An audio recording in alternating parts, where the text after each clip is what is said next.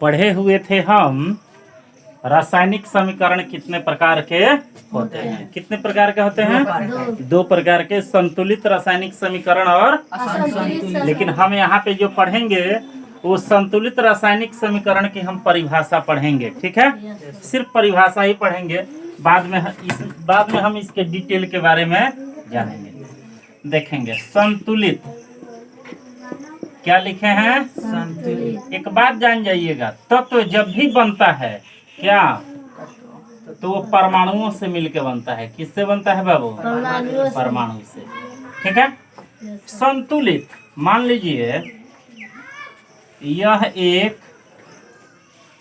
तराजू है। क्या है? तराजू है। समझ में आ रहा है ना? यह क्या है बाबू? एक तराजू है। ओके। इसमें हमको संतुलित रासायनिक समीकरण की परिभाषा देनी है। तत्व बनता किससे है? परमाणुओं से। तो जब दोनों तरफ, इस तरफ भी और इस तरफ भी, प से परमाणु, प से, जब यानी इस तरफ किस तरफ? अभिकारक, और इस तरफ मतलब किस तरफ? प्रतिफल। ठीक है, देखिए। और अभिकारक और प्रतिफल जब भी जाते हैं तो कौन सी अभिक्रिया होती है? रासायनिक अभिक्रिया। समझ में आ गया? हमारे साथ साथ बोलिएगा। बोलिए, जब किसी रासायनिक अभिक्रिया के अंदर अभिकारक और प्रतिफल के परमाणुओं की संख्याएं बराबर होती है, उसे ही संतुलित रासायनिक समीकरण कहते हैं। समझ में आ गया? कोई दिक्कत? बोलिए, जब, यहाँ से शुरू करेंगे, एक नंबर में इसको बोलेंगे। बोलिए, जब रासायनिक अभिक्रिया, दो नंबर में यहाँ आएंगे। अच्छा, ये देखिए अंदर है कि नहीं है? तो बोलिए, जब रासायनिक अभिक्रिया के अंदर अभिकारक और प्रतिफल के परमाणुओं की संख्याएं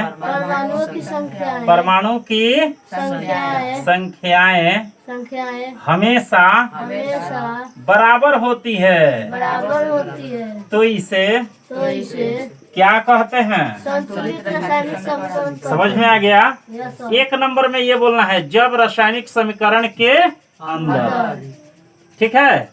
दो नंबर में इसको बोलना है, जब रासायनिक अभिक्रिया के, दो नंबर में बोलना है अंदर अभिकारक और प्रतिफल के। तीन नंबर में ये बोलना है परमाणुओं की संख्याएं, चार नंबर में ये बोलना है बराबर होती है, तो पांच नंबर में ये बोलना है उसे संतुलित रासायनिक समीकरण कहते हैं। ठीक है।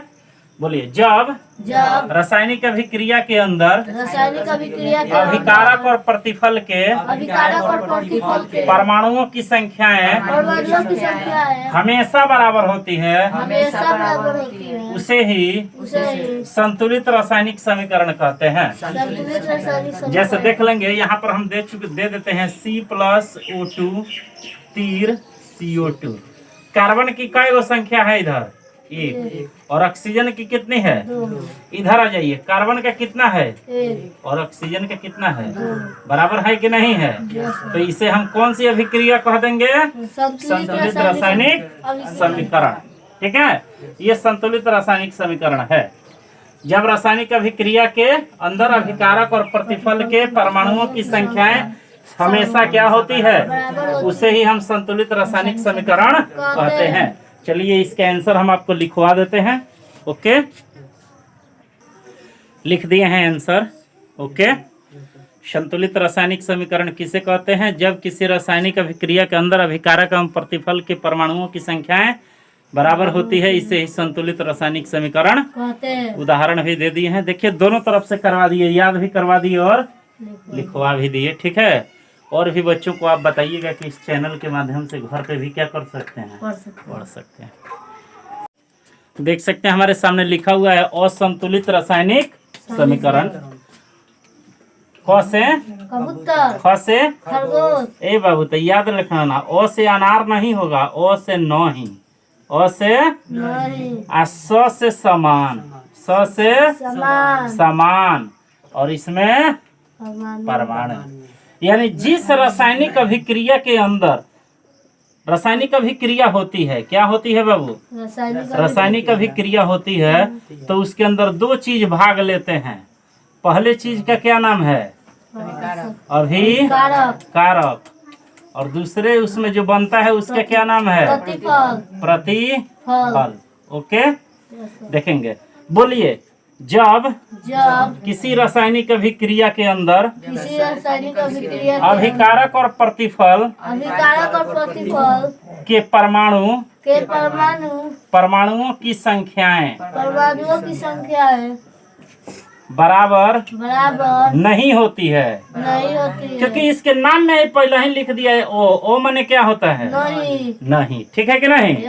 उसमें है संतुलित, तो स माने समान है, इसमें है ओ माने नहीं है, स माने समान, इसमें समान नहीं होगी। ठीक है, बोलिए, जब किसी रासायनिक अभिक्रिया के अंदर अभिकारक और प्रतिफल के परमाणुओं की संख्याएं बराबर नहीं हो, उसे असंतुलित रासायनिक समीकरण कहते हैं। समझ में आ गया? बोलिए, जब रासायनिक अभिक्रिया के अंदर, यहाँ से शुरू करना है, जब रासायनिक अभिक्रिया के अंदर अभिकारक और प्रतिफल के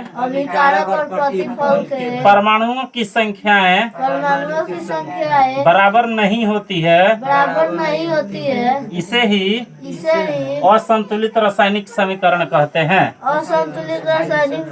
समझ में आ गया? चलिए इसको लिखवा देते हैं। ओके, हाँ देखिए, आ गया। संतुलित रासायनिक समीकरण की परिभाषा लिख दिया गया है। ठीक है, जब किसी रासायनिक अभिक्रिया के अंदर अभिकारक और प्रतिफल के परमाणुओं की संख्याएं बराबर नहीं होती है, क्योंकि इसके नाम में ओ लगा हुआ, ओ माने नहीं। देखिए, इधर हाइड्रोजन में 2 परमाणु है और इधर ऑक्सीजन का भी 2 है, लेकिन इधर आइएगा तो हाइड्रोजन का 2 है, लेकिन ऑक्सीजन का कई गो है? एगो। तो क्या बराबर है?